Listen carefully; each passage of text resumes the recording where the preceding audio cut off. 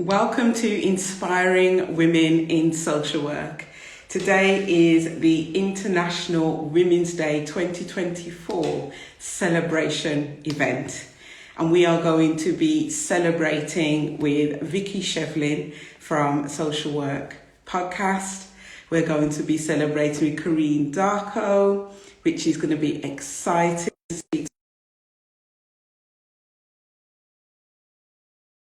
To Yewande from the social work, where are we?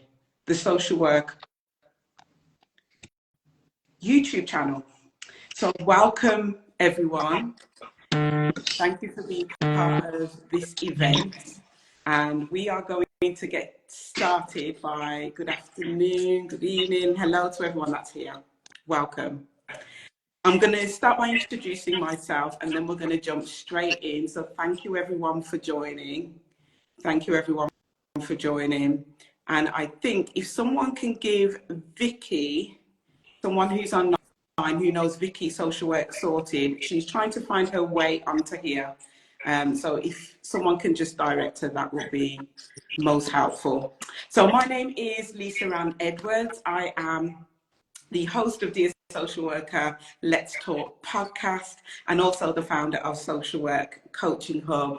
And I've been in practice for going on 13 years now. And last year I took a step back to set up the Social Work Coaching Hub because it was scribbles on a notebook. And I thought, you know something, I need to make this come to fruition. So that's why I'm here today. This page did not exist a year ago, so you know we are all here together, so it's great to be joined here by Kyrene and Yewande. So I feel that it is important for us as women to join together to really think about the way in which we can work together as social workers and to celebrate International Women's Day. It's a very important day, and to be perfectly honest, we don't talk about it enough. So Kyrene, I'll come straight over to you, and then Yewande, I'll come over to you. Thanks, Lisa Ann. Yeah, I'm Kyrene. I am a social worker. Similarly to you, Lisa Ann, I've been qualified for 13 years this year as well, which is crazy when you think about it. But yeah, in terms of practice, I am still a practitioner in that I'm in a child protection conference chair and independent reviewing officer. But I also am the creator of the Social Work Leaders podcast and the Social Work Mentor, which is a platform supporting new and aspiring social work leaders or social work managers. Thank you, Kyrene. Yewande? Yeah, so I'm Yewande. I am a qualified social worker and manager. I've been qualified now for about 9 years. I think into my ninth year now. My background is primarily in child protection, so from newly qualified social worker to experience to management. I've been a child protection social worker. I've done pretty much everything when it comes to child protection. I also run a platform called Young Black Social Worker, which started off as a bit of a forum for social workers to feel empowered to know kind of the realities that come with social work and kind of what that looks like, what it means to be a practitioner in practice, coming from a perspective of a child protection background, and then it's quickly developed into kind of a space and environment, kind of a platform where I'm able to support and mentor Black social workers in their career as practitioners, from kind of newly qualified social workers upwards. And yeah, that's a bit about me, really. Thank you for sharing both. We are still trying to get Vicki in. I am inviting her. If any of you guys can attempt to invite her in, that would be most helpful. So before we get started, I would like anyone that is watching right now, if you have any questions for us as the panel, please send your questions in. I think at the bottom of your screen, you'll have something where you can send your questions in. We're going to be answering questions towards the end of this live. So if you want to ask any questions, you've got any burning questions, or just want some insight on a dilemma or anything that you're facing right now, please let us know. At the moment, we're trying to get Vicki in because Vicki's meant to be joining us, so we're working on that at the moment. But I just want to say good evening to everyone. Thank you so much for joining our Inspiring Women in Social Work event. We're going to kick off. We've all got a topic each that we're passionate about and want to bring to this session today. So I'm going to kick off with that, and then we'll take it from there. Whilst Yewande, Kyrene, whichever one can you work on getting Vicki in, because she is struggling here. One of the things I wanted to talk about today, and I just want to remind us ladies, well, there's two things actually. I'm cheating. The first thing, I'm just going to come out and say, and sorry if there's men here, but periods actually play a part in our everyday lives, right? Particularly when we are working. I'm not going to get into no details about anyone's business here, but I'm just saying it's something that we have to be thinking about and being aware of what our bodies are telling us. And I know there's a lot of women out there who do struggle with their periods. They do struggle with those kind of premenstrual side of their period. And there's some things that I've been learning about it lately, that we have to understand what our bodies are telling us. And sometimes there are ways of managing some of those premenstrual symptoms, and sometimes whilst we're actually on our periods. But there are moments where we're just so busy that we don't stop to think, okay, what is my body trying to tell me here? What is going on for me? There's some women who come into the coaching sessions and like, I've got premenstrual really bad. I get this, I get that. And all of that. Oh, Vicki, I think Vicki's with us. And I think it's something that we could bring up really here, because there is a difficulty, I think, with women in social work who can become disassociated with their bodies. And the part of that is linked to the busyness of the job. So you're just on the hustle, you just keep going, and you're not really paying attention to what you need. So in respect of that, I'm just getting Vicki now. In respect of that, I really want to talk about, you know, our health, particularly when we're talking about periods, because I don't know about you guys, there's just some months I don't really want to be at work. There's just some months I just don't feel like that. And I think sometimes, although we have to be at work, of course, we have to be considerate. What do our bodies need, and how can we kind of work towards that? Thank you for your message, Sharon. And Kyrene, I see you nodding, so I'll come over to you just to open up that discussion. And any comments, please put them in. We'll read them out.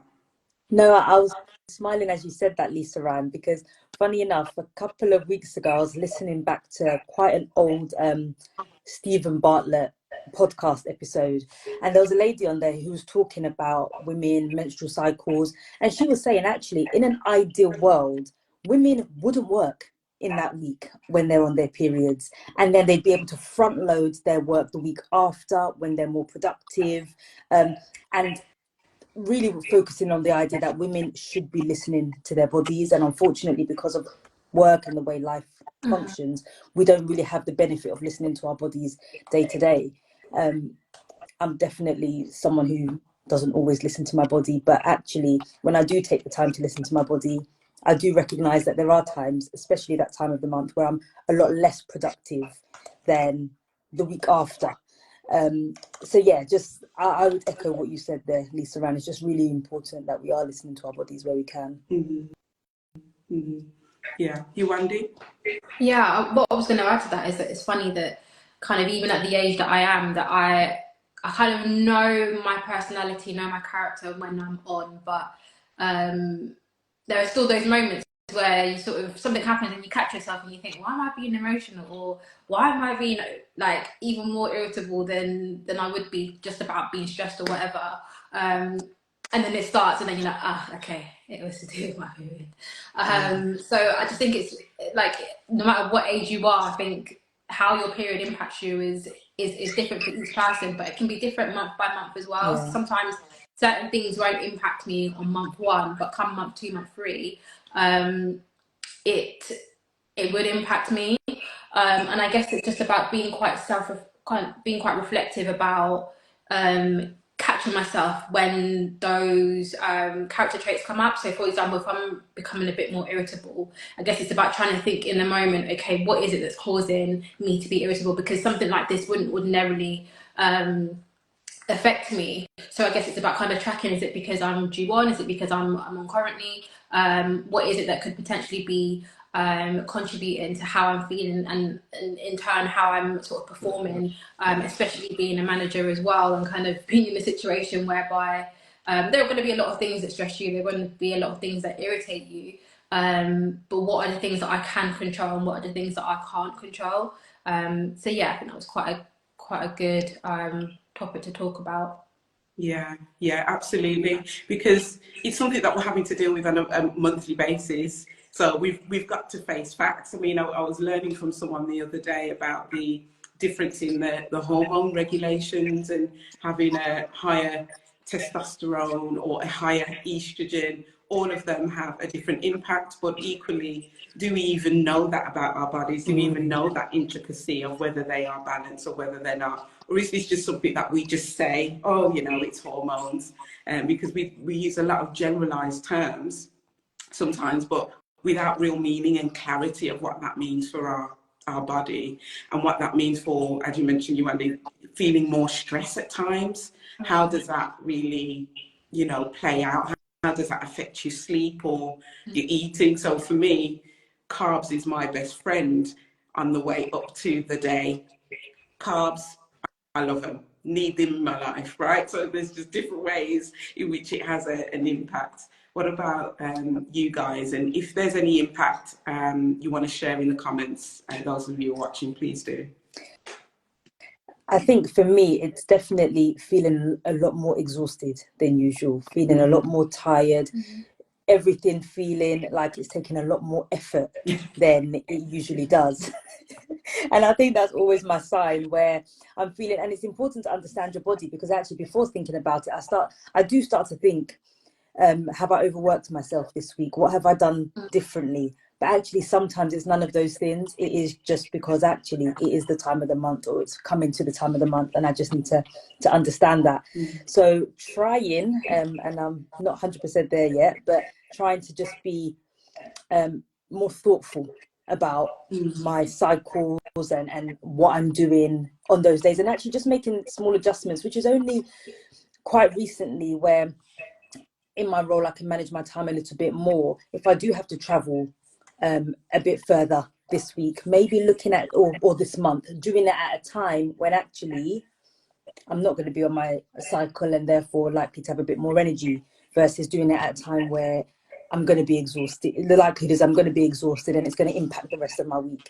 And we know that the reality is it doesn't always work as easy as that. You can't always plan your time like that in social work, but where possible, I definitely try.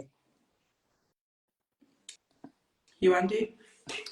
I'm definitely still learning. I would say I'm definitely it's still learning. I mean, the other day I was emotional about, I was having IT issues, but I've been having sort of long-standing IT issues with my recording system. So like there'll be times where it just crashes and I just can't access the system to look at notes and things.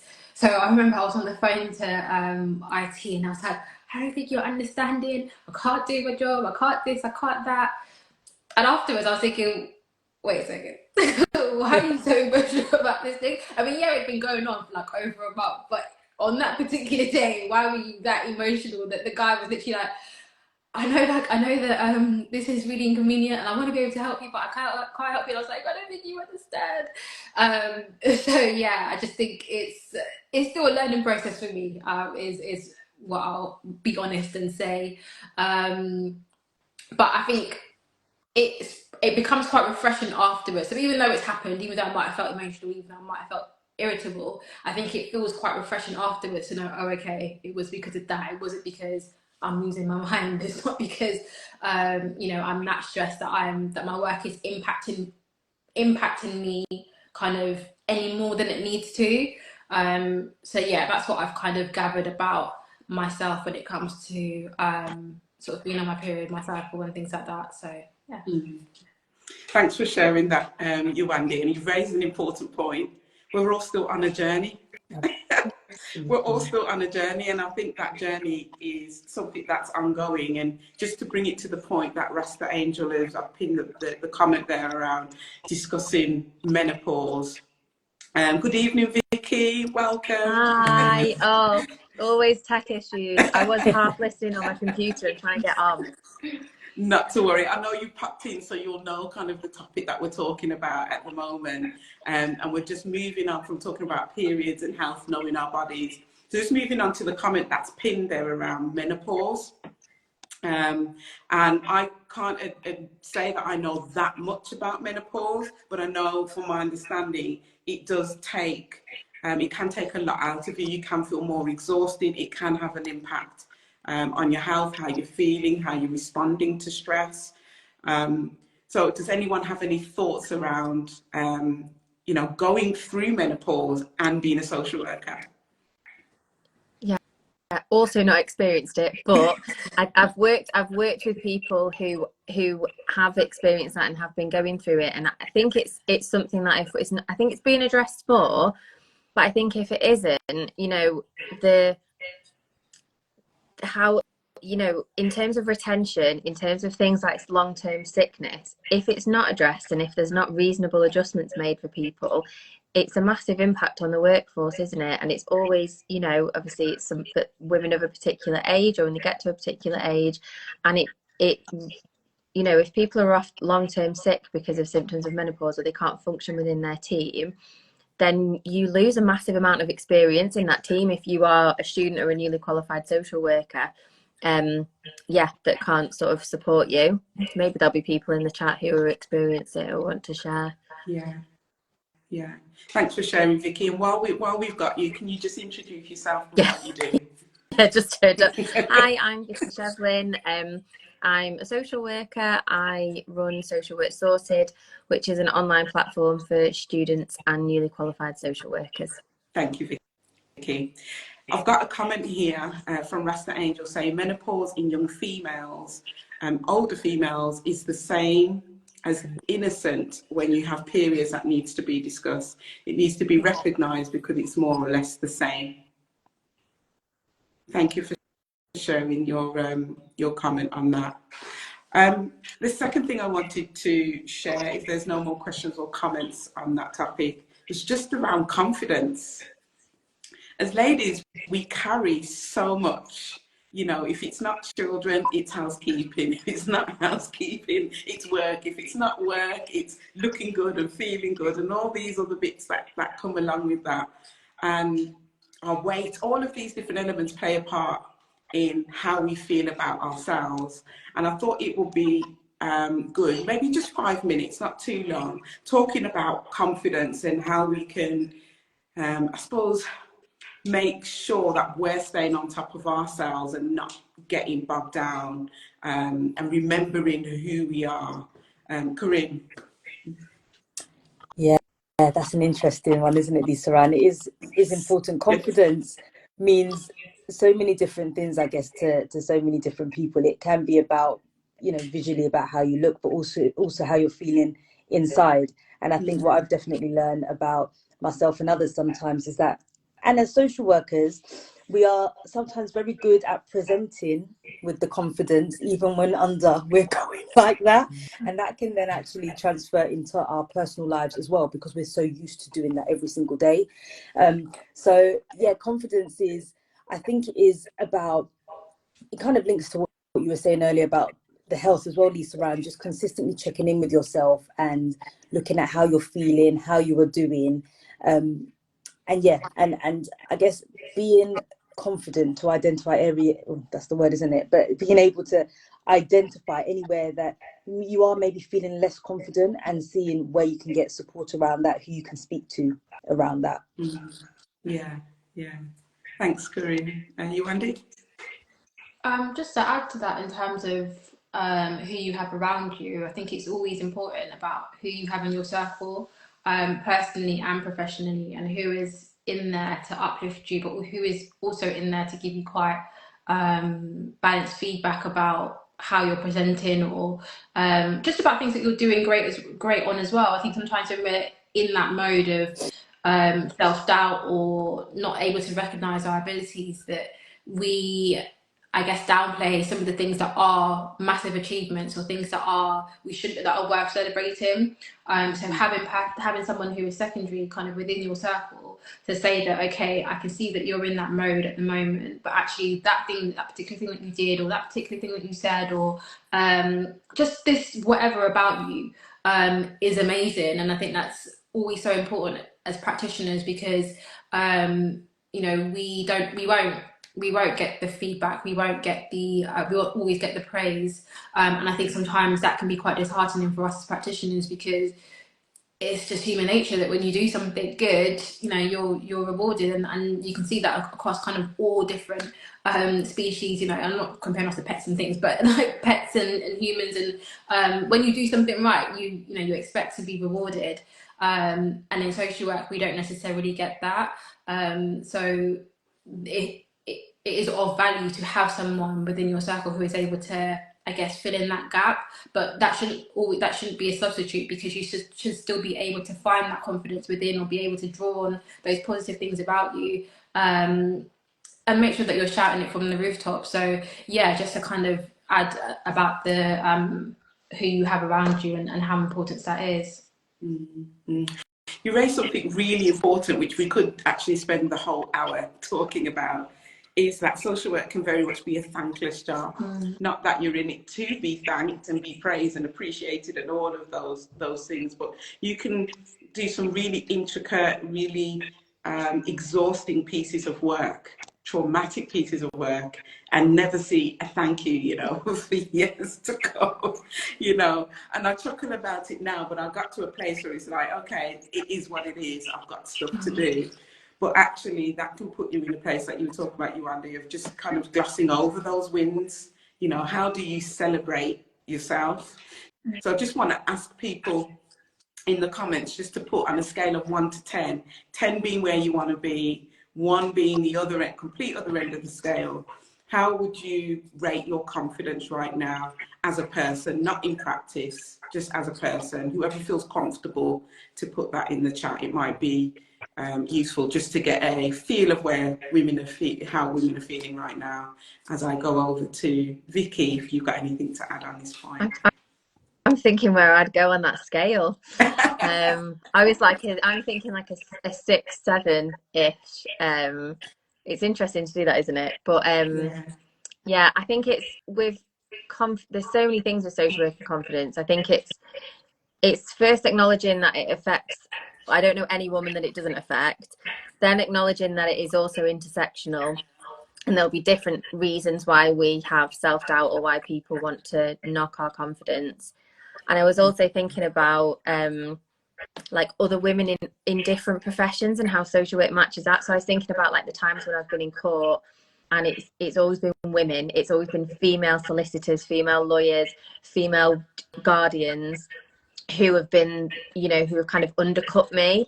And it kind of shows that as women we can either come together in that regardless of the profession, or there are other things that will kind of put us against each other, I think. This comment that I've just pinned here, tricky cases in practice can knock confidence and also create doubt, even in the most experienced social workers. I know for myself, it can introduce, that's a powerful word, it can introduce imposter syndrome. There's an insinuation it did not exist before until this moment, which shows you kind of how powerful tricky cases can be on us as women, or on us in terms of our confidence. So thank you for sharing that. I'm going to open the floor as to who's got what next, and say thank you to everyone for joining. I can see everyone kind of popping in. Any questions, please put them into the question section at the bottom of the screen, rather than in the chat, because this is going to be kind of 45 minutes, an hour. So it's going to be very difficult to go back all the way to look at your questions. So please, if you've written questions in the comments, put them in the question section below, and we will answer them later. Topic: of discussion. Vicky's smiling at me. Is that a yes? So What would you like? What have you decided to bring to our discussion today? do you know what I was thinking about? I was thinking about posting on International Women's Day, and I was getting all like flustered, thinking I should post something, I should say something about International Women's Day. And I was thinking, oh, I don't know what to say that will sound good or be impactful. So I was kind of reading what people were writing, and I found that this year there was this kind of anti-narrative, which was the sort of, it's not good enough. Kind of, you know, we don't just want International Women's Day. We don't want the performativity of it. But what I was finding, and I wonder if it's who I follow and things, I was finding that counter narrative was quite like white woman-esque of, you know, almost trying to, I'm not going to explain this correctly, that using the counter narrative to still center whiteness and this sense of like injustice. And I kind of think, when I look at International Women's Day, I look at the intersectionality of it, and that yes, it's all women experiencing something, but also every woman experiences things differently because of the way that their identity intersects.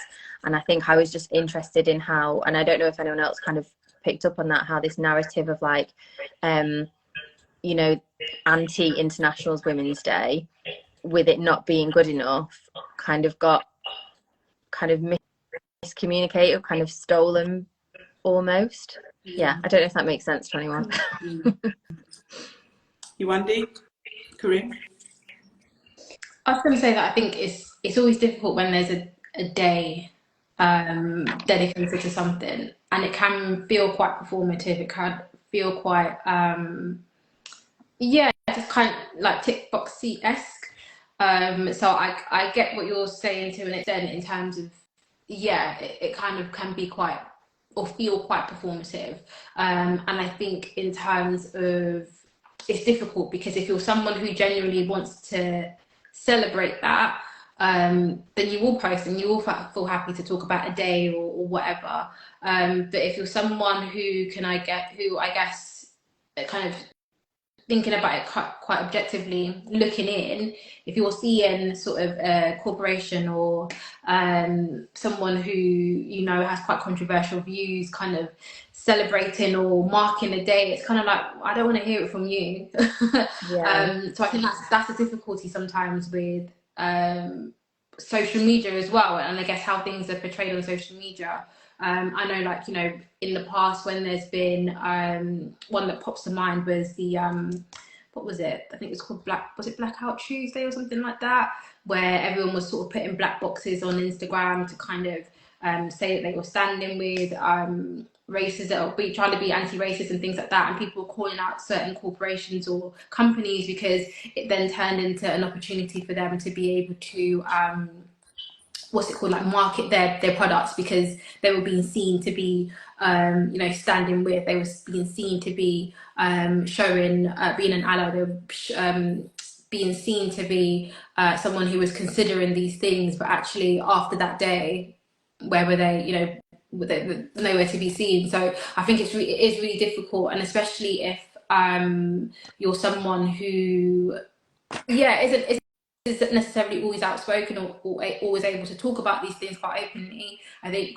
when you come in a roundabout way, what I'm trying to say is when you come across certain posts on social media or certain posts from people, it's kind of like, well, but any other day you don't celebrate women, or any other day the narrative that you push is quite oppressive for women, or any other day actually your values aren't really aligning to what it is that you're preaching on this particular day. So it's really difficult. I think when you're the person who does, I can see where you would be coming from, Vicky. And I think I was of the same kind of toying between shouldn't I, but I think in the end I was kind of like, actually I want to be able to celebrate that day or not, but what I don't want is for it to be focused on that particular day and then that's the end of it. And I think it's then about how do you follow up with your behavior, how do you follow up with how you use your voice, how do you follow up with how you change the narrative, really. So yeah, hopefully that made sense. That explains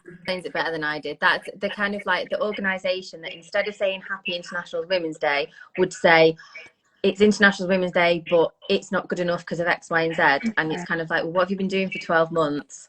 Rather than taking the stance of it's not good enough, I'd rather see what you've been doing instead of just sitting with it. Yeah, I should have got you to explain it.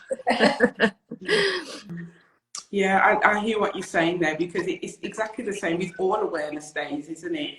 Yeah. What has been happening over the past 12 months? What changes have been made? I want to hear about that. And the same as you, Vicky, I was kind of like, what do I post for International Women's Day? I know what I did, but do I feel like posting it? Shall I post it? What am I going to say? Who am I going to celebrate? It's like, you know, there's so many questions. And if I wasn't on social media, and if I didn't have a business, I wouldn't be on social media, quite frankly.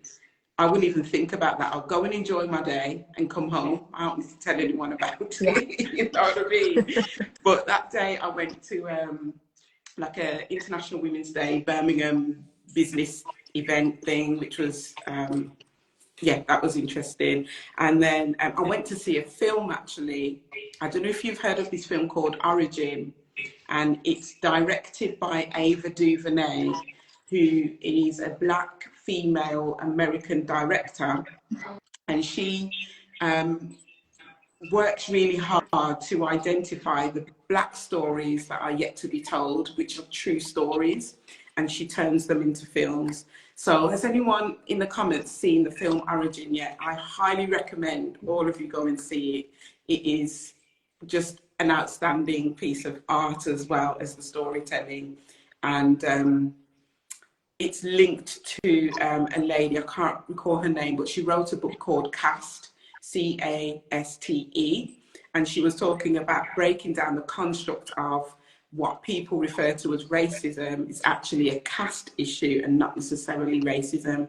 For it, she used the example, oh yeah, you've heard of the director, yeah, she's fantastic. Yeah, so for example, she travelled to India and spoke to people there, and they were sharing with her that some people are discriminated against because of the caste that they are from. And she was saying that there's no racism within that. Actually, this is about the caste within a race. So it's really interesting. It's hard for me to explain it without you seeing it, but if you get an opportunity, I'd highly recommend. Good evening, Ash. Good evening. Lovely to see you. Okay, Kyrene, what is your topic that you'd like to bring? Of course, it's about women in leadership. So, and it made me think about it, because I think when it comes to just thinking about the topic we were touching on before, I think when it comes to Women's Day, similarly, I've always been a bit, do I post, do I not? Is it it's just one day? What do I do to celebrate it? Because of course, you know, like the other, you know, Black History Month, World Social Work Month, it shouldn't be focused on one month, but I kind of use it as a way to that I want to hear, and just voices that do inspire me. And usually for me, it is about women in leadership, and not necessarily your traditional leadership roles, but just women who have made bold decisions, women who have taken big strides. And so my topic was around women in leadership, because I think often we hear this comment around women can't have it all, whatever that means. But we don't, when we think about men in leadership roles, we never really hear the comment of men can't have it all. And obviously what having it all means something different to everyone. So I wondered whether you think women can have it all. Ooh. You know what my answer to that's going to be? I'm not sure I'm the best person to ask that, so we'll throw it out first and then I come to me this time. I don't know what I think, but I think sometimes when it's used, I don't think this always means that. I think sometimes when it's used, it means it's about kind of, it's said in like a motherhood context, which Yes. It shouldn't always be like, you know, being it's kind of using the concept, can you be a mum and can you work at the same time, or can you be a mum and do this, which then kind of takes it away from anyone who isn't a mum and doesn't want to be a mum. Or sometimes I think it does, you know, when you say can women have it all, does it just mean like, can you like just be successful and be really happy and not have all the emotional and physical labor that is attached to it? And I don't know if they can have it all. It's subjective, really, isn't it? yeah, I don't know. My first answer would be no, not as the way things stand. When you think about how women are treated, when you think about things like flexible working, it doesn't exist really in social work enough, I don't think. I don't know what anyone else does, but Yewande? I think it's similar to what Vicky's saying in terms of how do you measure all, like what do you measure that all to be? And I think the first thing that does come to mind for a lot of people is about being a parent. And I know from being a manager, kind of being a social worker for as long as I have done, that when it comes to mums, and trying to have that balance of, you know, you still want to progress, you still want to have a career, but also be a mum, that it can be very, very difficult. And unfortunately, there are structures in place, to make that process streamlined. And it can be really difficult and can almost feel like you're almost having to make a decision between you know, being a parent and being a working professional. And that's not to say that and that I think it's really for things even like maternity leave, you know, and how long you get for maternity leave, and how is it measured, or who's measured that after a year, 12 months, that is kind of a sufficient time for you to be separated from your child, or who's to say that 6 months is the time for you to be separated from your child. So I think it is really difficult when it comes to being a parent and working. And again, I feel like I've kind of reduced it to being a mum again. But for me personally, you know, I'm not someone who has children yet, but do I feel like I can have it all at this point in time? Probably not. And that's because I just feel like the structure that we're in, it doesn't really accommodate for us to be able to try and attain for it all. And I'm saying that out loud, but I'm not claiming that, because I think that's quite reductive. But yeah, I think in the reality of the society that we live in, it's difficult, and there are obstacles that we have to get through to try and break that barrier, break that stereotype, that narrative. But yeah, that it is really, really difficult to try and have it all. But again, what's that measured by? Because my all is different to somebody else's. Absolutely. So yeah. Yeah, I would agree with that. It's definitely subjective. It's definitely about what that means for you, because all for someone else is not the same, you know, for someone else. So I think it's looking at and defining what that means for you, but also what I'm hearing, I'm coaching liaison, what I'm hearing is we're thinking about the external influences on having it all. And I guess what I didn't hear was how you can attain that for yourself. So not necessarily taking into account those external factors, or are those external factors so strong that actually it is part of the answer? Can you have it all? Kyrene, should I throw it back to you? It's your topic. You can round us off. Yeah, no, it's interesting, because I would echo, and my response would really be similar, a mixture of everyone's. But I think over time in my mind, you know, I've had to kind of reframe it exactly like you said. You know, what does having it all mean to you? And also for me, I think I've come to the conclusion that we can't have it all. And actually, I'll say me, I can't have it all at the same time, if that makes sense. So, you know, right now, this needs to be my area of focus, and maybe in 2 years' time, this other area. And at some point, I believe that we can achieve the things that we wish to achieve, but we might just not be able to do it all in one time. So in that sense, maybe we can have it all. There's lots of work that needs to be done. I agree, with systems, a lot of external influences that impact it. But yeah, I think there's a real need to reframe it so that we can believe it and achieve it. Yeah, yeah. That's a nice rounded end. And now I'm saying to round up and end on that point, but I've got an interesting comment which has come through. I've pinned it. Not sure if that's something you want to respond to, Kyrene. I completely agree and understand where you're coming from, but can I ask your opinion for men? Because as a male, I want to be more active. I want to be a more active role in my children's lives, but there is less opportunity. Mm.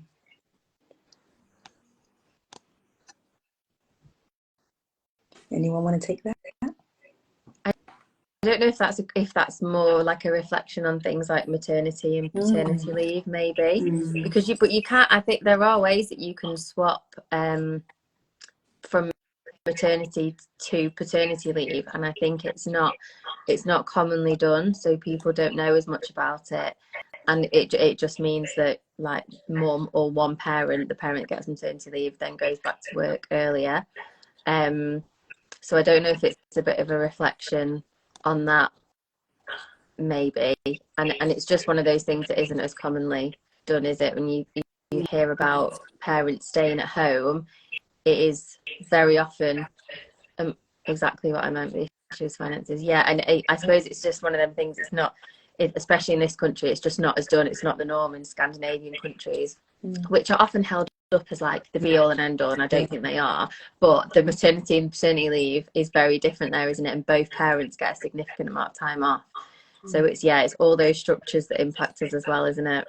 But I also think there's a level of is less spoken about. There are some women that maybe they don't want to stay home with their babies for 6 months, 9 months, a year, and actually they want to get back to work. But I think there is a level of stigma and guilt that comes with that maybe also prevents there from being less fathers being able to stay at home with their children.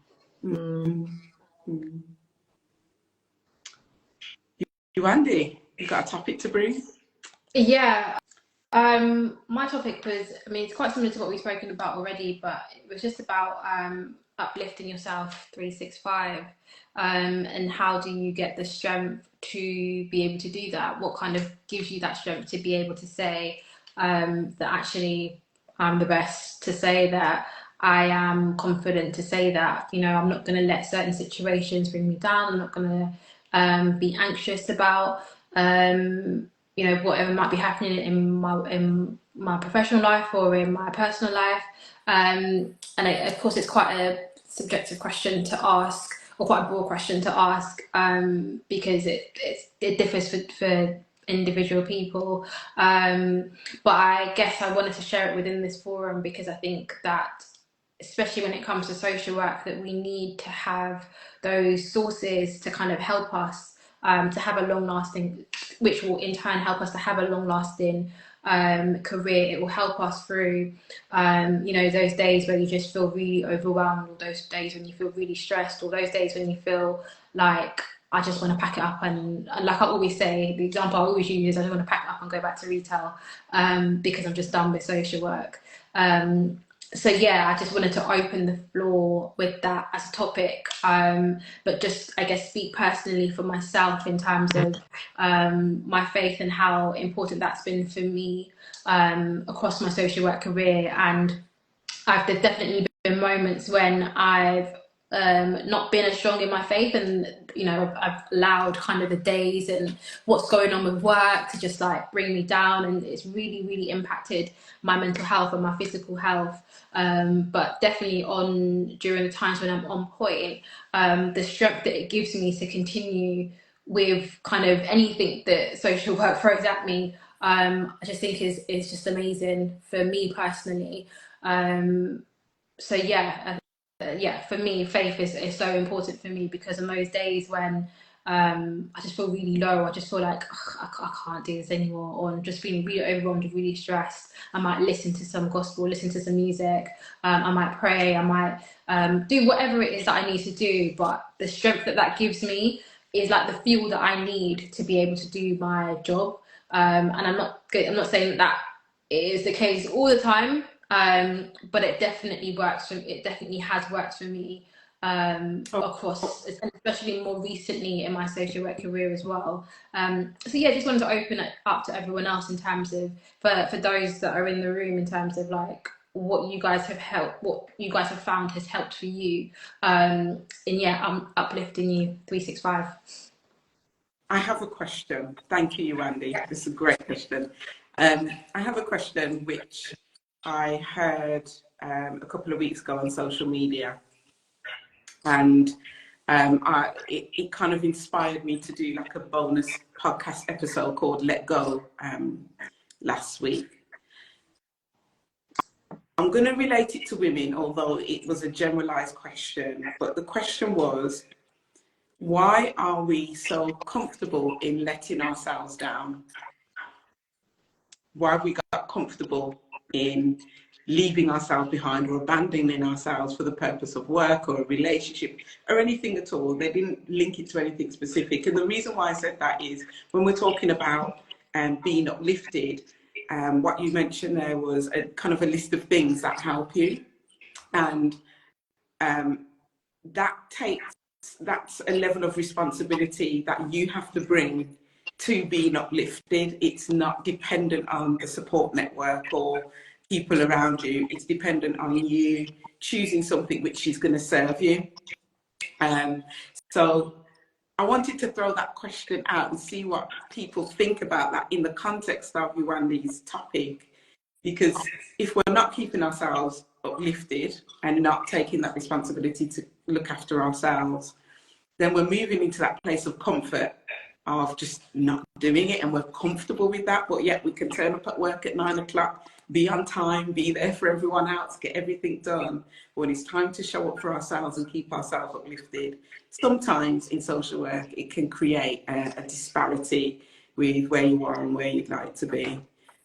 So yeah, what are you guys' thoughts on that? I saw Vicki nodding and smiling like, oh, that's a question and a half. The best questions are the ones you can't answer straight away, aren't they? That like you can, like, the cogs are turning.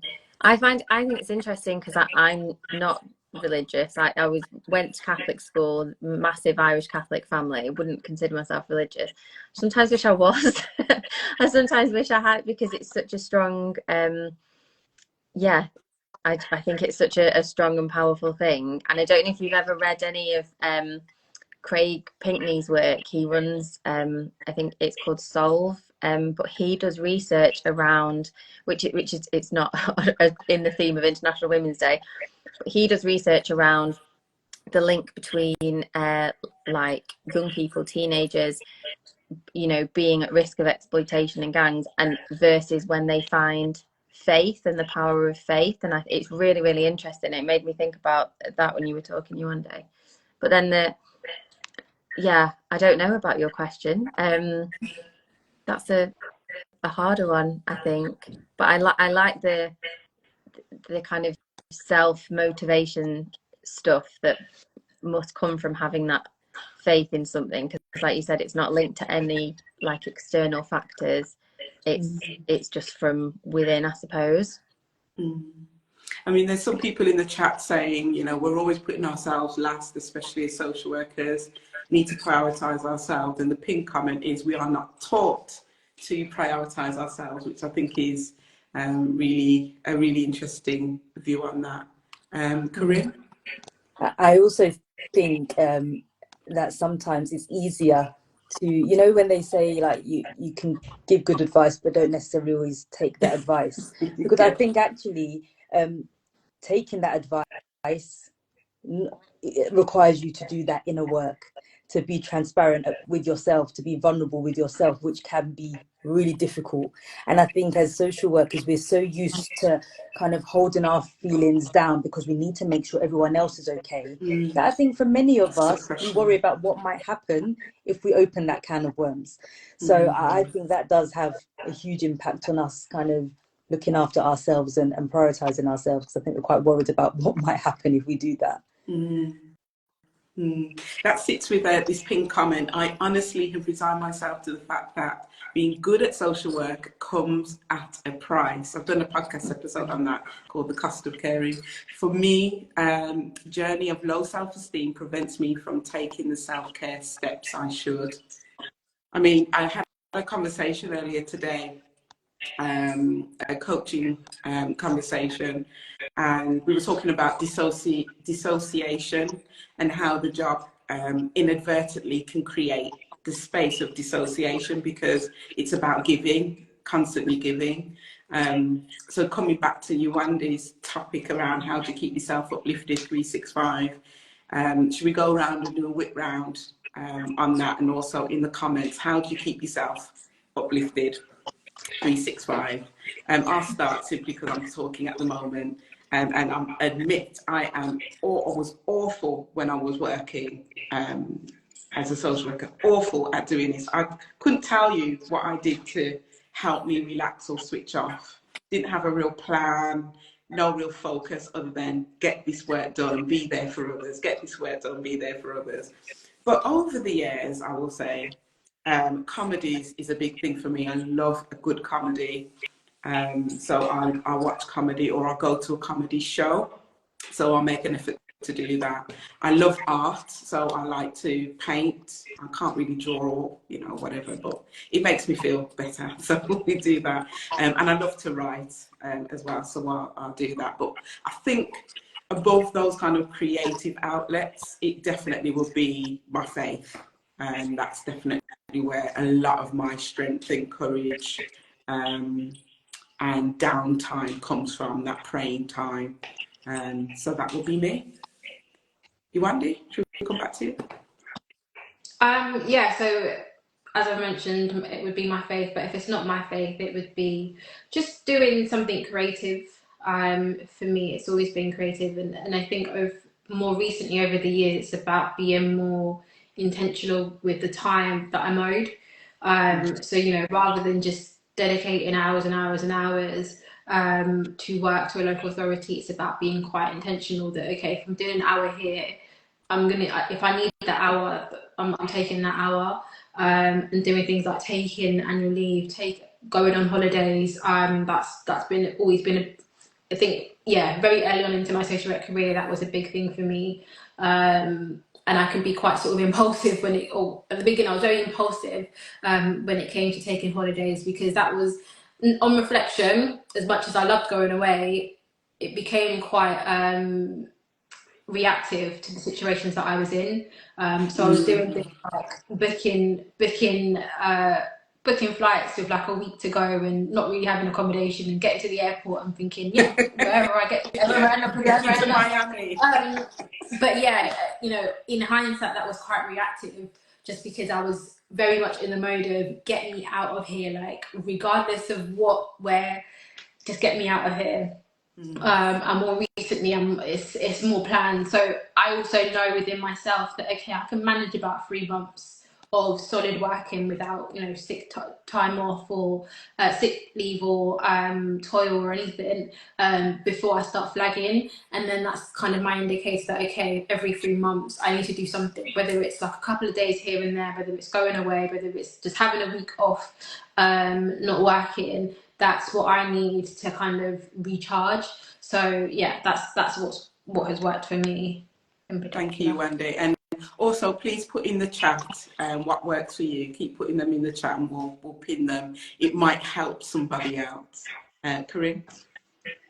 I think quality conversations are a big thing for me. I know that requires external input, but having conversations that kind of fill me up for me is just really important to uplift me. Outside of that, what I kind of do myself, I don't think I found my one thing, but it sometimes it might be listening to a podcast, sometimes it might be listening to music, it might be just in work life for me, kind of setting focused time aside, which is just focused on myself, is really important. And sometimes actually it just made me think about it as we were having this conversation. It's just talking to my children. They're so young, and just hearing their little innocent conversations does make me sad sometimes, because I think, oh my gosh, the world doesn't deserve you. But at the same time, honestly, it can uplift me, because I think, look how simple life could be, from their perspective, and that can really be uplifting sometimes. Yeah. Thank you. Vicki, and then we'll go to Q&A for the last 5 minutes, and then we'll be out of here. So if you want to add any questions, there's a question bar at the bottom. Click that, add your question, and we're going to take questions from there. We're going to struggle to take them from the chat because there's so much going in. So please put them in the question box at the bottom. Thank you. Vicki. I've been looking at the comments, so that someone said like gratitude and journaling. So I'd say that's definitely something, even though it sounds quite cheesy, that's definitely helps me. And I'm wondering if maybe because I don't have that kind of faith, maybe that's my version of it, I suppose. Being outside, exercise, like I only recently started going to a gym for my head purely, and it's been so helpful. And I think because it's doing some, when I'm walking I'm always listening to a podcast, I'm never quite switched off, but I think doing things that I can't think about anything else. And I guess again, like being with my kids, it is like it's play, and we don't play enough as adults, do we? Yeah. And I think you can find that in any way. You don't have to have children to do it. But yeah, so I think trying to find those times where I don't have to think about all the things, like my brain can be completely occupied. That's probably how I switch off a little bit, or do some self-care. Yeah, I saw it on a post, Instagram post this morning. I don't know if any of you follow the Dope, I think it's Dope Black social worker, and she played a clip from a show called Love Is Blind, and it was this guy in bed with the lady, and he's saying, right, every time before we go to bed, I want you to tell me how your day is going, what went well, what didn't go well, how you feel about our relationship. And then it cuts to the Dope Black social workers like, if you're anyone like me, if you're a social worker, if you're a counsellor, if you're anything, ain't nobody trying to talk about all of that. You're not trying to go to sleep. And it was so funny the way she said it. You could really resonate. So I've been pouring all day. I've been listening all day. I've been, doing all of this work. I don't want to have that conversation with you on my way to bed. I want to roll over and go to sleep. Be quiet. But it's just the way she did it. It was love it, fun and banter. But it had a lot of truth to it. So just going through some of these comments, and then we are going straight to questions, and then we are out of here in about 4 to 5 minutes. Thank you. Rise Strong today is talking about boundaries, all the things that makes us great social workers. We ought to translate and transfer to ourselves. Absolutely. I think that's the comment of the night, really. Mastering social work saying also being an army reservist, that helps, because when I go, I have limited responsibility, which I find relaxing. It's finding ways to escape, isn't it, guys? I saw a video on TikTok about when to use my annual leave days to get the most out of them. I've seen this. It's very naughty, but it's very clever. So around every bank holiday is one big holiday. So that's from Mastering Social Worker. I think what I'm picking up is in the US. I know we've definitely got Ireland in the building. We've got Birmingham in the building. Definitely London in the building. I see you. Thank you for being part of this live. We are going straight to questions. Question number 1, counsel or private or specialist roles? If one of us, there's 4 questions, so one of us can answer a question each. Who wants to take this one? Anyone got a view, a strong view? Depends what you depends what you want to get out of it, I guess. What do you want to get out of the role that you're doing, because they all have their different they all have different outcomes, or they all have different sort of roles that they play. So, working for a council, it might be more of a safeguarding direct role.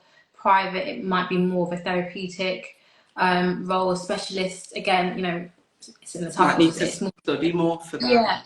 Yeah, it's more niche. It's you're not going to be working with everybody. You're going to be very sort of high school, very honed in on that particular specialism. So I think the long and short of it is, what do you want to get out of your role as a social worker, really? Thank you, Yewande. Next question, salary increase incrementally no matter what the band, or is it higher based on if you work for, I think that's something, can't really make out what you're asking there. But usually, if I think what you're asking is, usually for social workers here in the UK, it depends on where you are, there is salary increments as you get through your ASYE, move up to senior, and then of course management roles. So generally speaking, that should be happening, and that's right across the country. With that, that's quite general. Next question. Oh, they're all from the same person. Okay, we're going back to that one again. It's me. Question from Jen. Any tips for managing work and parenthood and keeping self-care in the mix too? You're not asking much, are you, Jen? Kyrene. We'll keep it's tough. it brief because we want to finish at past. Yeah, absolutely. It's tough, isn't it? So I think it's just about trying to scheduling everything. I think it's the only way that, and I'm not saying I've achieved it because I haven't, but the only way that I feel that you're able to get a snippet of looking after yourself is just by scheduling everything and just trying to deal with that self-guilt that comes with looking after yourself, because actually sometimes it's not the time that you don't have, it's just that you feel really guilty spending, when you're not at work, you feel like I should be with my children, and it just feels wrong to be spending time with yourself.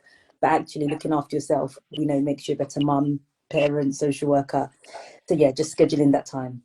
Thank you. Vicki, do you recommend starting in safeguarding team for first ASYE role? Yeah, I wouldn't not recommend it. I would say go where you think that you will fit. Think about what your placement has been. Don't just think about the team that you're in, think about where you're going to. So make sure that you're asking kind of screening questions at your interview about how they will support you. So rather than thinking about the team, I would think about the location and how they're going to best support you. But I don't always think it's a negative thing to be in a safeguarding team. I guess it just depends on the team. I'd agree with that. Last question. Hi, does salary based on the field you were in, i.e. children's or adults, or length of time in service? I'm not sure. Any of you worked in adults? Is there disparities between, well, not disparities in a negative way, but are there differences between, say, a children's ASYE pay scale and an adult's ASYE pay scale? I think so, yeah. And sometimes in children's services they do. I don't know what the word. It's like top ups. Okay. Yeah. To more like hard to so there can be. Yeah. Okay. Hopefully that answers your question, Love Life 199020006. Thank you for your questions. Thank you everyone for joining. I want to remind you that the Empowering Social Workers Conference event is happening on Saturday, the 13th of April in London. You asked for an event in London. It is here. We've got over 10 speakers with panels and just loads of stuff, stalls. It will all be there. I think Kyrene will be there. I think Yewande said you're coming. Vicki, you're going to see if you can Fingers come. crossed. I know when we last spoke. Fingers crossed. Yeah. So thank you everyone for joining us. But click the link in my bio if you want to get tickets for that. Early bird tickets are gone. They're gone. Can't do anything about it. But we have standard tickets left. So please come along. Network, enjoy, and let's have some more rich conversations like we're having today. Hi, social worker Rise, how are you? Lovely to see you. The US is in the building. We are just on our way out. So the last thing I'd like you to do is just to give one sentence that is some wisdom, sharing some wisdom. Yewande's like, oh, I don't know what that is now. What immediately popped into my head was don't do it, but that's just completely inappropriate. Don't listen to it. I don't know. Wisdom.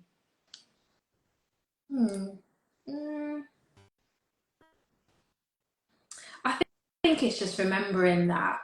I think sometimes we feel, this might be quite controversial, but I think sometimes we feel that we have to, I don't know how to frame this without it sounding a bit strange. Just remember one sentence, Yewande.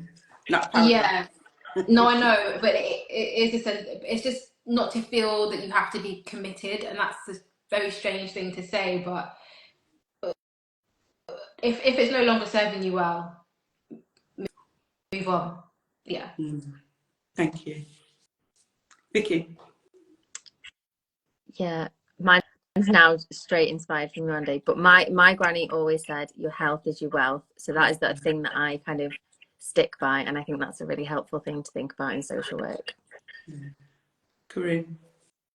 I would say community and connection in social work is everything. Yeah, I love that. Mine would be yourself and don't get comfortable leaving yourself.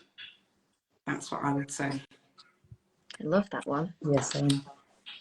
On that note, thank you everyone for joining us. Follow all of us. We're all here. So if you click the top left, I think you can click all of us, follow what we do. We're all here to support you.